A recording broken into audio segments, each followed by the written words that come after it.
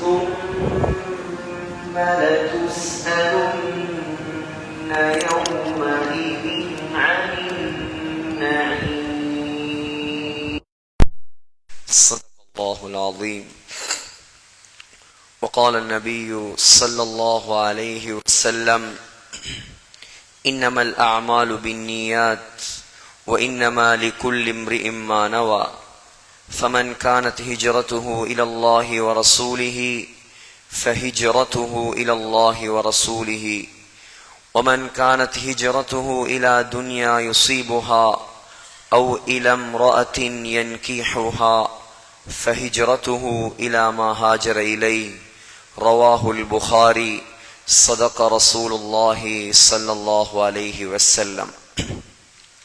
அளவில்லா அருளும் இணையில்லா கிருபையும் கொண்டு அகில உலகத்தை படைத்து பரிபாலித்து பராமரித்து இரட்சித்து பாதுகாத்து போஷிக்கக்கூடிய வல்லநாயன் அல்லாஹ் அன்னஹு ஹுவ அத்ஹக வ அப்கா, சிரிக்க வைப்பவன் அழ வைப்பவன். வஅன்னஹு ஹுவ அமாத வ அஹ்யா, மௌத்தாக்குபவன் ஹயாத்தாக்குபவன்.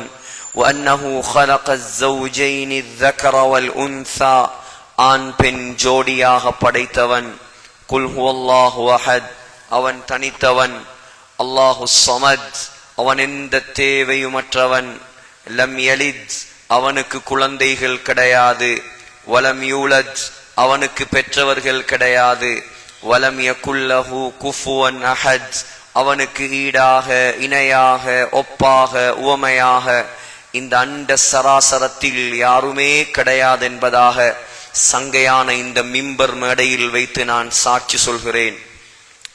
ஸலாத் எனும் கருணையும் சலாம் எனும் ஈடேற்றமும் நபிகுலத்திலகம் மனு குலத்தின் மகுடம் மாநிலம் போற்றும் மாமேதை உலகுக்கு வந்த உத்தமர் கருணை கடல் காரூண்ய வள்ளல் நற்குணத்தின் தாயகம் எம்பெருமான் நபிகள் நாயகம் ஸல்லல்லாஹு அலைஹி வஸல்லம் அன்னவர்கள் மீதும் அன்னலம் பெருமானுடைய வாழ்க்கை வழிமுறைகளை அடியொற்றி நடப்பதில் அணுவளவும் நெறிபி சகாமல் அகில உலகத்துக்கெல்லாம் அழகிய முன்மாதிரியாக வாழ்ந்து காட்டிய அன்னாருடைய தோழர்கள் சஹாபாக்கள் சங்கையான மனைவிமார்கள் கியாம நாள் வரை வரக்கூடிய முஃமினான முஸ்லிமான ஆண்கள் பெண்கள் அனைவர் மீதும் உண்டாகட்டும்.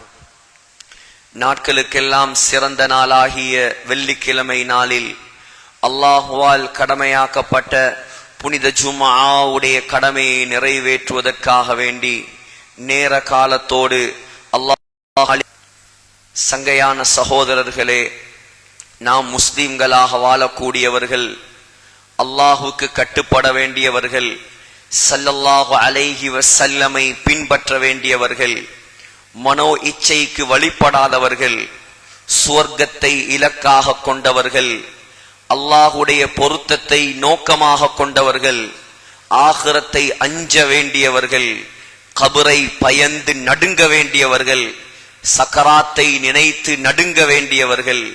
இதுதான் நம்முடைய வாழ்க்கையின் தீர்ச்சையாக இருக்கிறது. உலகம் இன்று இருக்கும், நாளை சென்றுவிடும்.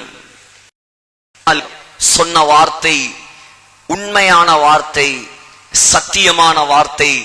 என்ன வார்த்தை? அலா குல்லு ஷைஇன் மா ஹலல்லாஹ பாத்திலுன், அலா குல்லு நஈமின் லா மஹாலத ஸாயிலுன். சொன்னார், அறிந்து கொள்ளுங்கள் மக்களே, அல்லாஹ்வை தவிர மற்ற அனைத்தும் இந்த உலகத்தில் பொய்யானது. அறிந்து கொள்ளுங்கள், இந்த உலக இன்பங்கள் எல்லாம் ஒரு நாள் நீங்கிவிடும், அழிந்துவிடும், முடிந்துவிடும். ஏமாந்து விடாதீர்கள். ஃபலா தகுர்ரன்னகுமுல் ஹயாத்துத் துன்யா. அல்லாஹ் எச்சரிக்கிறான், ஏ மனிதர்களே, உலக வாழ்க்கை துனியாவுடைய மோகம் உங்களை ஏமாற்றி விட வேண்டாம். வலா யகுர்ரன்னகும் பில்லாஹில் கரூர். ஷைத்தான் உங்களை ஏமாற்றி விட வேண்டாம். ஏமாந்து விடாதீர்கள் முஸ்லிம்களே. உலகத்தில் அல்லாஹ்வுக்கு பொருத்தமாக வாழுங்கள், அல்லாஹ்வை அஞ்சி வாழுங்கள், ஆகிரத்தை நோக்கமாக கொண்டு வாழுங்கள். உலகம் பின்னோக்கி சென்று கொண்டே இருக்கிறது, மறுமை முன்னோக்கி வந்து கொண்டே இருக்கிறது. இப்னு ஹஜர் அஸ்கலானி ரஹிமஹுல்லாஹ் அலி ரலியல்லாஹு அன்ஹுடைய ஒரு அழகிய கூற்றை பதிவு செய்திருக்கிறார். இர்தஹலத்தி துன்யா முதுபிரான், உலகம் எம்மை விட்டும் தூரமாகி புறமுதுகு காட்டி சென்று கொண்டே இருக்கிறது. வர்தஹலத்தில் ஆகிரத்து முக்பிலான், மறுமை நம்மை நோக்கி வந்து கொண்டே இருக்கிறது. புகாரியில் வருகிறது, ஸல்லல்லாஹு அலைஹி வஸல்லம் தன்னுடைய 2 விரல்களை இப்படி காட்டி சொன்னார்கள், புஇஸ்து அன வஸ்ஸாஅத்து கஹாத்தைன், நானும் உலக அழிவும் நானும் மறுமை நாளும் இவ்வளவு நெருக்கம் என்றார்கள் ஸல்லல்லாஹு அலைஹி வஸல்லம். நெருங்குகிறது சகோதரர்களே. ஸல்லல்லாஹு அலைஹி வஸல்லம் இந்த வார்த்தையை சொல்லி 1400 ஆண்டுகள் நம்மை கடந்து விட்டது. அப்படி என்றால் இந்த உலகத்தில் நாம் எப்படி நிம்மதியாக வாழ்வது, நாம் எப்படி பயமில்லாமல் வாழ்வது, நாம் எப்படி உலகத்தை மட்டும் நோக்கமாக கொண்டு வாழ்வது? நம்முடைய நோக்கம் மறுமை. இர்தஹலத்தில் ஆகிரத்து முக்பிலான், முன்னோக்கி வருகிறது மறுமை. தயாராகுங்கள் சகோதரர்களே. வலிகுல்லி வாஹிதின் மின்ஹுமா பனூன், சொன்னார் ஹஸரத் அலி ரலியல்லாஹு அன். உலக மக்களை 2ஆக பிரித்தார். ஒரு கூட்டம் உலகத்தை நோக்கமாக கொண்டு வாழ்கிறார்கள், முஸ்லிம்கள் கூட அப்படி வாழ்கிறார்கள். இன்னொரு கூட்டம் மறுமையை நோக்கமாக கொண்டு வாழ்கிறார்கள். ஃபகூனு மின் அப்னாஇல் ஆஹிரா மின் அப்னாஇத் துன்யா, துன்யாதாரிகளாக உலக மோகம் பிடித்தவர்களாக ஆகிவிடாதீர்கள். ஏன் தெரியுமா? ஃபைனல் யௌம அமலுன் வலா ஹிசாப், இந்த உலகம் இருக்கிறதே இது அமல் செய்ய வேண்டிய இடம்.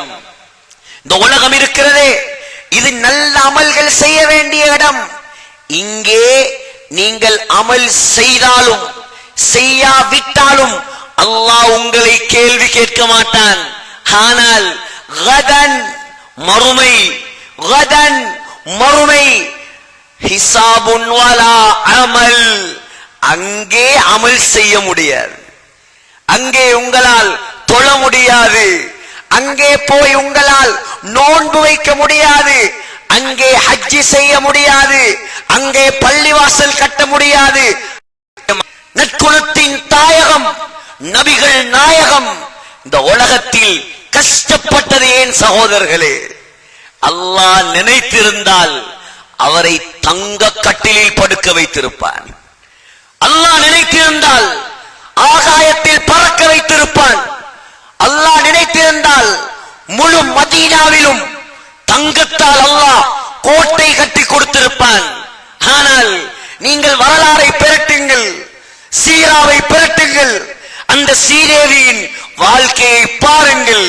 எப்படி வாழ்ந்தார், எப்படி வாழ்ந்தார், எவ்வளவு தியாகம் செய்தார், எவ்வளவு கஷ்டப்பட்டார். நிம்மதியாக சாப்பிட்டது கிடையாது. புகாரியில் வருகிறது, லம் யக்குலின் நபியு ஸல்லல்லாஹு அலைஹி வஸல்லம் அலா ஹிவானின் கத்ஸ், மௌத் வரை அந்த ஸல்லல்லாஹு அலைஹி வஸல்லம் மேசைக்கு மேல் உட்கார்ந்து சாப்பிட்டது கிடையாது. ஏன்? அந்த வீட்டில் மேசை இருக்கவில்லை. வெள்ளிக்கிழமை நாள் வந்துவிட்டால் சகோதரர்களே, மிஸ்கீன்கள் கூட பிரியாணி தின்னும் நாள் இது. நம்முடைய வீட்டில் ஒரு வெரைட்டி தான், ஆனால் அவர்களுக்கு பல வெரைட்டி, வகை வகையான சாப்பாடு, விதம் விதமான சாப்பாடு. பொரித்தது வேண்டுமா, டவல் வேண்டுமா, பிரியாணி வேண்டுமா, ஃப்ரைட் ரைஸ் வேண்டுமா, ஆர்டர் பண்றது வேண்டுமா, வீட்டில் ஆக்குறது வேண்டுமா? தவறல்ல சகோதரர்களே. ஹராம் அல்ல, சாப்பிடலாம், முடியும், ஆகுமானது. ஆனால் கொஞ்சம் திரும்பி பாருங்கள் நம்முடைய தலைவரின் வாழ்க்கையை. புகாரியில் வருகிறது, லம் யரன் நபியு ஸல்லல்லாஹு அலைஹி வஸல்லம் ஷாத்தன் சமீகன் பிஐனிஹி கத்ஸ். பொரிச்ச இறைச்சி நாங்க சாப்பிடுவோம், பொரியல் இல்லாமல் இறங்காது நமக்கு. ஆனால் நம்முடைய தலைவர் பொரிச்ச இறைச்சியை தன்னுடைய கண்ணால் கண்டது கிடையாது. புகாரி, பொரிச்ச இறைச்சி. நம்மளை பொறுத்த வரைக்கும் இதெல்லாம் ஒரு சப்ஜெக்டா, இதெல்லாம் ஒரு சாப்பாடா? சகோதரர்களே, ஸல்லல்லாஹு அலைஹி வஸல்லம் புகாரியில் வருகிறது, ஸல்லல்லாஹு அலைஹி வஸல்லம் சாப்பிட்டது சலிக்காத மாவு, சலிக்காத கோதுமை. விளங்கும் பாசையில் சொல்வதாக இருந்தால் அரிசியும் உமியையும் போட்டு ஆக்கினா எப்படி இருக்கும்? அரிசி, நெல்லு, உமி எல்லாத்தையும் கலந்து ரைஸ் குக்கர்ல வச்சா நாம் சாப்பிடுவோமா? ஸல்லல்லாஹு அலைஹி வஸல்லம் சாப்பிட்டது அதுதான், அதைத்தான் சாப்பிட்டார். கேட்டார்கள், ஏன் உங்களுடைய வீட்டில் முன்ஹல் மாவரி இருக்கவில்லையா? மாவரியை கூட ஸல்லல்லாஹு அலைஹி வஸல்லம் தன்னுடைய கண்களால் கண்டது கிடையாது. இந்த உலகம் நோக்கமாக இருந்திருந்தால் அவர் மன்னனாக வாழ்ந்திருப்பார். சுலைமான் அலைஹிஸ்ஸலாமுக்கு காற்றை வசப்படுத்தி கொடுக்க இயலும் என்றால் நம்முடைய தலைவருக்கு அல்லாஹ் கொடுக்க மாட்டானா? சுலைமான் அலைஹிஸ்ஸலாம் மௌத்தாகியும் இந்த உலகத்தில் ஆட்சி செய்தார் என்றால் அல்லாஹ் நம்முடைய தலைவருக்கு ஆட்சியை கொடுக்க மாட்டானா? நான் அடிமையாகவும் ஒரு ரசூலாகவும் வாழ்கிறேன், அரசாட்சி எல்லாம் எனக்கு வேண்டாம்.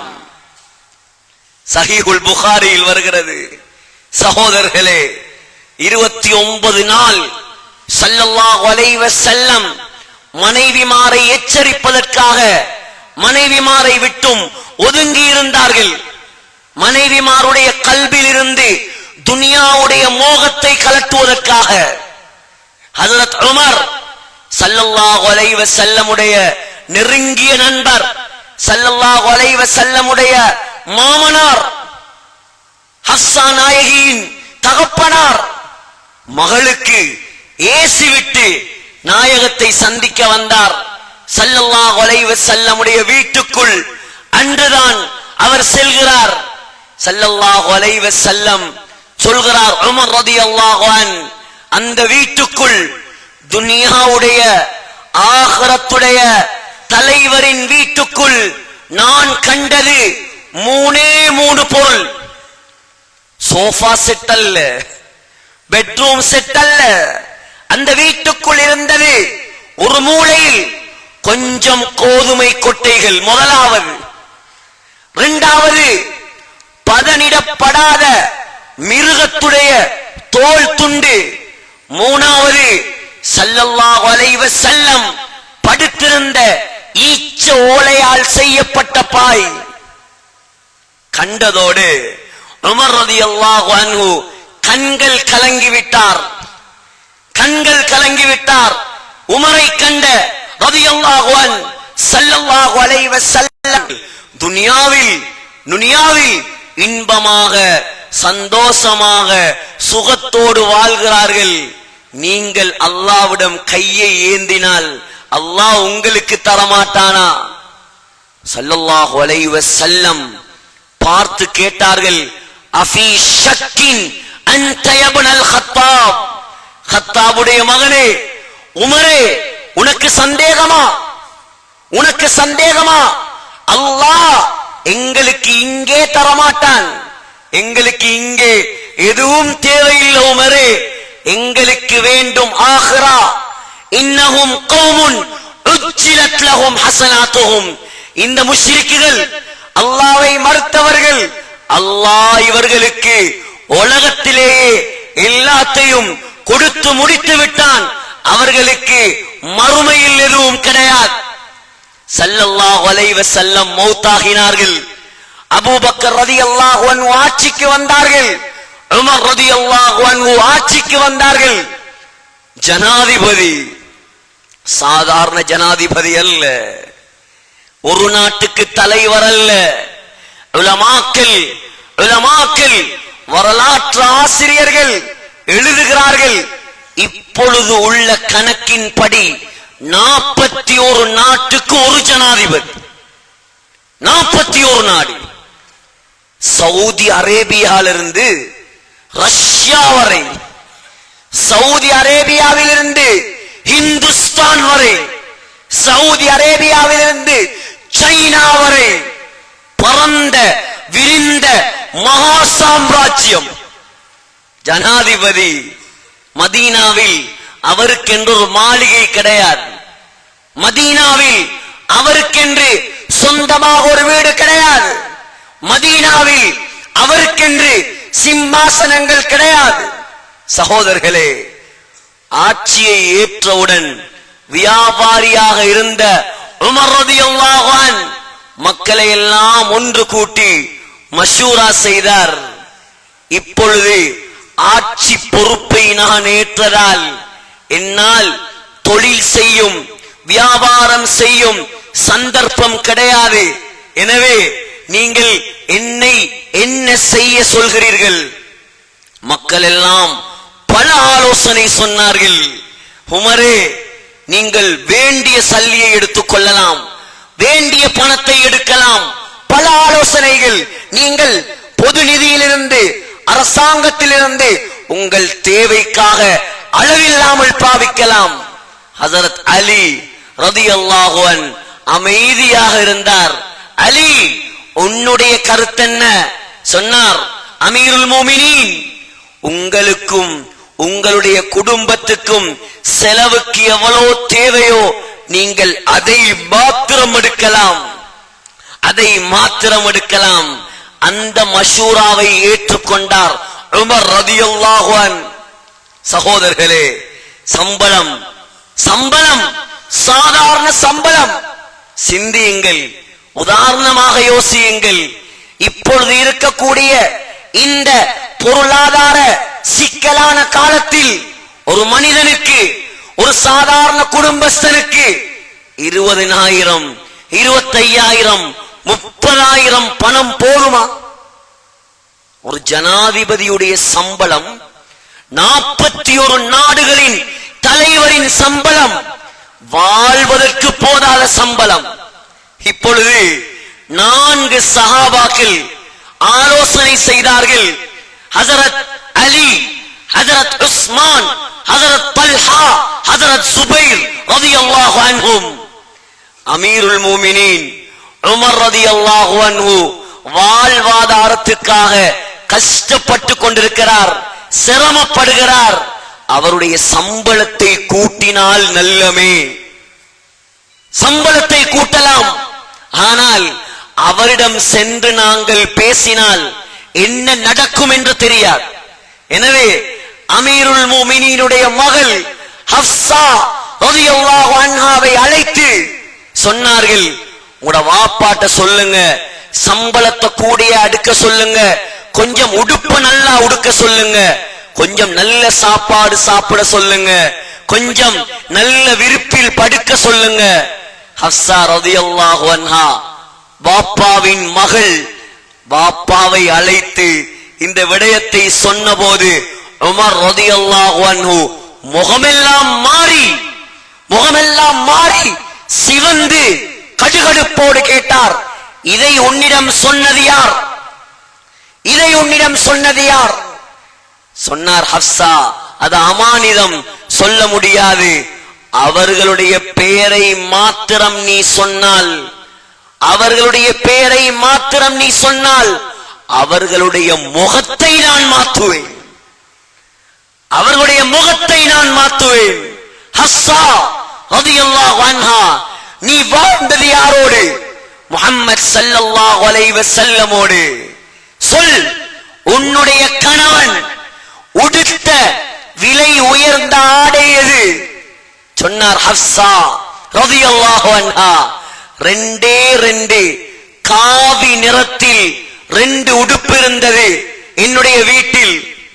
சகோதரர்களே, ஸல்லல்லாஹு அலைஹி வஸல்லம் வெள்ளிக்கிழமை நாளில் அதை உடுப்பார், அல்லது வெளிநாடுகளிலிருந்து வெளியூர்களிலிருந்து யாராவது முக்கியஸ்தர்கள் வந்தால் மாத்திரம் அதை உடுப்பார்கள். அதுவும் விலை உயர்ந்த ஆடை அல்ல. ஹஸ்ஸா, சொல், உன்னுடைய கணவன் முஹம்மது ஸல்லல்லாஹு அலைஹி வஸல்லம் சாப்பிட்டது எது? சொன்னார், எங்களுடைய வீட்டில் முழுக்க முழுக்க சாப்பாடு சலிக்காத கோதுமை மாவால் செய்யப்பட்ட ரொட்டி தான். ஒரே ஒரு நாள் எனக்கு ஞாபகம் இருக்கிறது, ஒரு நெய் போத்தலுடைய அடிப்பகுதியில் நெய் கொஞ்சம் இருந்தது. அந்த ரொட்டியில் நான் அதை பூசி கொடுத்தேன். டேஸ்டாக இருக்கிறது என்று சொல்லி சாப்பிட்டார்கள். பக்கத்தில் இருந்தவர்களுக்கும் அதில் பங்கு கொடுத்தார்கள். இதுதான் என்னுடைய கணவன் சாப்பிட்ட விலை உயர்ந்த சாப்பாடு. ஹப்ஸா, உன்னுடைய கணவன் முஹம்மது ஸல்லல்லாஹு அலைஹி வஸல்லம் படுத்த விலை உயர்ந்த பெட் எது? சொன்னார், என்னுடைய வீட்டில் முரட்டு துணி ஒன்று இருந்தது. கோடை காலத்தில் அதை நான் 4ஆக மடிப்பேன், அதன் மீது படுப்பார்கள். கூதல் காலத்தில், குளிர் காலத்தில் அதை 2ஆக மடிப்பேன், அதை போத்திக் கொண்டு படுப்பார்கள். இதுதான் என்னுடைய கணவனுடைய வாழ்க்கை. சொல்லிவிட்டு ஹப்ஸா ரலியல்லாஹு அன்ஹா தேம்பி தேம்பி அழுது விட்டார். சொன்னார் உமர் ரலியல்லாஹு அன்ஹு, உமரே, ஹப்ஸா, உன்னிடம் சொன்னவர்களிடம் சொல், மௌத்து வரைக்கும் நான் என்னுடைய தோழருடைய வழியை தவிர வேறு எதையும் நான் பின்பற்ற மாட்டேன். ஒரு முறை சகோதரர்களே, வெள்ளிக்கிழமை நாள் குத்பா ஓத உமர் ரலியல்லாஹு அன்ஹு லேட்டாகி வந்தார்கள். சஹாபாக்கள் காரணம் கேட்டார்கள். சொன்னார், என்னிடம் இருந்தது இதே ஆடை மட்டும்தான், இது கழுவி காய்வதற்கு லேட்டாகிவிட்டது, மன்னித்துக் கொள்ளுங்கள். பக்கத்து நாட்டில் ஒருவன் ஒரு கோட் போடுறான். ஸ்ரீலங்கா சல்லிப்படி 45 லட்சம். 45 லட்சம். ஆனால் அந்த நாட்டில் அவன் முஸ்லிம்களை துவேஷத்தை தவிர வேறு எதையும் வளர்க்கவில்லை. சகோதரர்களே, துனியா இருக்கலாம், பணம் இருக்கலாம், வசதி இருக்கலாம், தவறு கிடையாது. ஆனால் பணம்தான் வாழ்க்கை, உலகம்தான் வாழ்க்கை, துனியாதான் வாழ்க்கை என்று ஏமாந்து விடாதீர்கள். நான் சொன்ன ஸல்லல்லாஹு அலைஹி வஸல்லம், உமர் ரலியல்லாஹு அன்ஹு அனைவருடைய பெயரும் இன்று வரை நிலைத்திருப்பது துனியாவால் அல்ல, அவர்கள் உலகத்தில் அல்லாஹ்வுடைய மார்க்கத்துக்காக செய்த சாதனையால். அற்ப வாழ்க்கை சகோதரர்களே, இந்த அற்ப வாழ்க்கைக்காக நீண்ட கால நிரந்தரமான வாழ்க்கையை வீணாக்கி விடாதீர்கள். ஸல்லல்லாஹு அலைஹி வஸல்லம் இந்த உலகத்தில் வாழ்ந்தது 63 ஆண்டுகள். இன்று கபரில் வாழ்கிறார்கள் 1448 ஆண்டுகள். ஹஜ்ரத் அபூபக்கர் சித்தீக் ரலியல்லாஹு அன்ஹு உலகத்தில் வாழ்ந்தது 63 ஆண்டுகள். இன்று கபரில் வாழ்கிறார் 1436 ஆண்டுகள். ஹஜ்ரத் உமர் ரலியல்லாஹு அன்ஹு உலகத்தில் வாழ்ந்தது 1410 ஆண்டுகள். 60 பெரிதா 1000 பெரிதா? 60 பெரிதா 1000 பெரிதா? 60க்காக 20க்காக 1000 நாசமாக்கி விடாதீர்கள். 1000 நாசமாக்காதீர்கள். சரி, கபராவது 1000 முடிந்துவிடும், 2000 முடிந்துவிடும். ஆனால் மறுமை 50,000 சனா. அல்லாஹ் சொல்கிறான் 50,000 ஆண்டுகள். முடியாது சகோதரர்களே. ஒரு நாள் 50,000 ஆண்டுகள். அழியாது, முடியாது. உலகத்தில் பேரோடு புகழோடு வாழ்ந்தவர்கள் எல்லாம் இன்று கபரில் எலும்பும் இல்லாமல் ஆகிவிட்டார்கள். ஏமாந்து விடாதீர்கள்.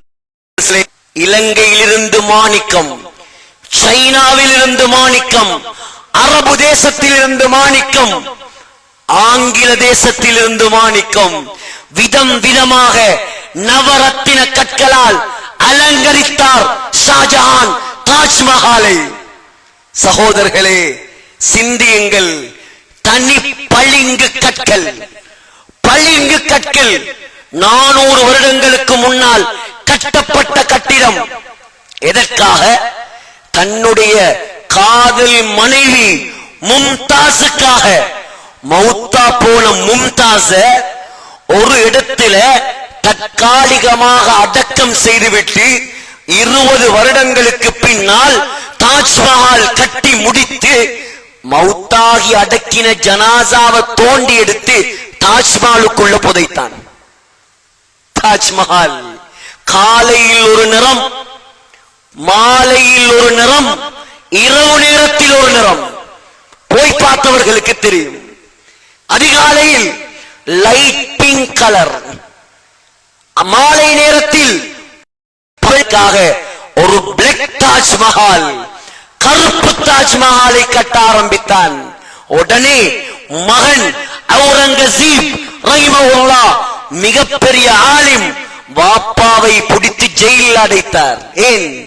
நீ உலகத்தில் கட்ட வேண்டியது தாஜ்மஹால் அல்ல. உலகத்தில் அல்லாஹ் உனக்கு தந்த பதவியை, வசதியை, வாய்ப்பை, ஆட்சியை வைத்து நீ அல்லாஹ்வுடைய மார்க்கத்தை ஹயாத்தாக்க வேண்டும். என்ன பிரயோசனம்? இதே தாஜ்மஹால் ஒரு பள்ளிவாசலாக இருந்திருந்தால் இன்று கபரில் நன்மைகள் நிறைந்திருக்கும். ஆண்கள் பறித்தான். கடைசி மன்னர் ஜாஃபர், சகோதரர்களே, முகலாய பேரரசின் ஆங்கிலேயர்களால் சிறைப்பிடிக்கப்பட்டான். சிறைப்பிடிக்கப்பட்டு ஜெயிலில் கொண்டு போய் வைத்து மன்னருக்கு காலை உணவு வருகிறது, சாப்பாடு வருகிறது. மன்னர் நினைத்தார், ஜெயிலில் அடைத்தாலும் ஆங்கிலேயன் பரவாயில்லை, சாப்பாடு தருகிறானே.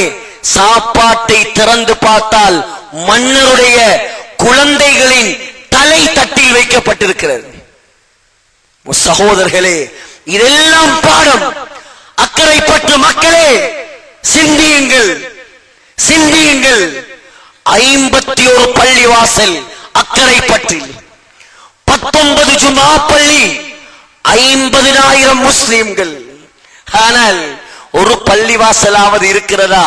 நம்முடைய ஊரில் 100% தொழுகையாளிகள் உள்ள பள்ளிவாசல். இதுதான் கண் குளிர்ச்சி. சகோதரர்களே, துனியா அல்லாஹ் எழுதியதை உங்களுக்கு தருவான். நம்முடைய ஊர் முழு இலங்கையும் அறியப்பட்ட ஊர், எல்லா வசதி வாய்ப்புகளும் நிறைந்த ஒரு ஊர். இன்றைக்கு சகோதரர்களே, வாலிபர்களே, புத்திஜீவிகளே, அரசியல் செய்பவர்களே, தலைவர்களே, படித்தவர்கள், ஊரில் வாழ்ந்த மண்ணின் மைந்தன். அதுவரை நீங்கள் துனியாவில் என்ன செய்தாலும் அல்லாஹ் கணக்கெடுக்க மாட்டான். ஆகையால் முஸ்லிம்களே, அல்லாஹ் நமக்கு தந்த பாக்கியம், நாம் ஒரு செறிவான பலம் வாய்ந்த முஸ்லிம் ஊர்களில் வாழ்ந்து கொண்டிருக்கிறோம். ஆனால் துனியா நமக்கு பெருகிக் கொண்டே போகிறது, ஆகிரத் நம்மை சுற்றும் தூரமாகிக் கொண்டே செல்கிறது. சிந்தியுங்கள், அல்லாஹ்வை நெருங்குங்கள், தொழுகையாளிகளாக மாறுங்கள். வாலிபர்களே, முடிவெடுங்கள். இன்றைய அசர் தொழுகையிலிருந்து ஒரு தொழுகையை கூட நான் விட மாட்டேன். முடிவெடுங்கள். அல்லாஹ்விடம் வாக்கு கொடுங்கள். வாழ்ந்து பாருங்கள், செய்து பாருங்கள். அல்லாஹ்வுக்காக ஹராத்தை விட்டு பாருங்கள். அல்லாஹ் உங்களை எங்கேயோ கொண்டு போய் வைப்பான். எனவே எல்லாம் வல்ல அல்லாஹ் நம் அனைவருடைய பாவங்களை மன்னிப்பானாக. யா அல்லாஹ், நம்முடைய குற்றங்களை மன்னிப்பாயாக. இந்த ஊரை பொருந்திக் கொள்வாயாக. ஊர் மக்களை பொருந்திக் கொள்வாயாக. ஊர்ல உள்ள பள்ளிவாசல்களை, இமாம்களை, முஅத்தின்களை, நிர்வாகிகளை, உலமாக்களை, ஆண்களை, பெண்களை, வாலிபர்களை யா அல்லாஹ் பொருந்திக் கொள்வாயாக, உனக்கு பொருத்தமான ஊராக மாத்துவாயாக, தொழுகையாளிகள் நிறைந்த ஊராக மாத்துவாயாக. யா அல்லாஹ், பயங்கரமான நரகத்தை விட்டு இந்த ஊர் மக்களையும் நம்மையும் பாதுகாப்பாயாக, கெட்ட மௌத்தை விட்டும் பாதுகாப்பாயாக. மதீனா முனவ்வராவில் மஸ்ஜிது நபவியில் ரௌபா ஷரீஃபில் சுஜூதுடைய நிலைமையில் சொர்க்கத்தை கண்ணால் கண்டவர்களாக லா இலாஹ இல்லல்லாஹ் முஹம்மதுர் ரசூலுல்லாஹ் என்று கலிமா சொன்னவர்களாக யா அல்லாஹ் நம்மை மௌத்தாக்குவாயாக. ஆமீன் யா ரப்பல் ஆலமீன். வ ஆகிரு தஅவானா அனில் ஹம்துலில்லாஹி ரப்பில் ஆலமீன்.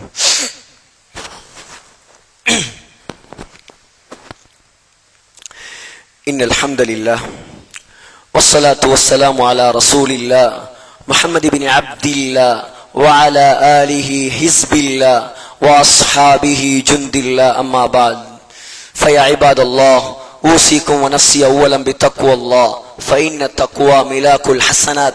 فقد قال الله تعالى في محكم التنزيل والفرقان المجيد بعد أعوذ بالله من الشيطان الرجيم بسم الله الرحمن الرحيم ألهاكم التكاثر حتى زرتم المقابر.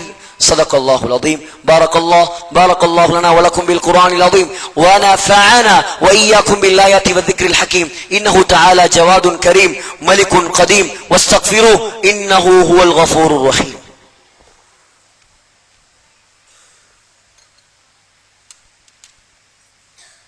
فيا عباد الله أوصيكم ونفسي أولا بتقوى الله فإن التقوى ملاك الحسنات. فقد قال الله تعالى في محكم التنزيل والفرقان المجيد بعد أعوذ بالله من الشيطان الرجيم بسم الله الرحمن الرحيم فقلت استغفروا ربكم إنه كان غفارا يرسل السماء عليكم مدرارا. صدق الله العظيم. واعلموا عباد الله أن الله تعالى أمركم أمرا عميما وبدأ بنفسه تعظيما وثنى بملائكته المسبحة والزبير وعبد الرحمن وهم الأبرار وعن سيدينا حمزة والعباس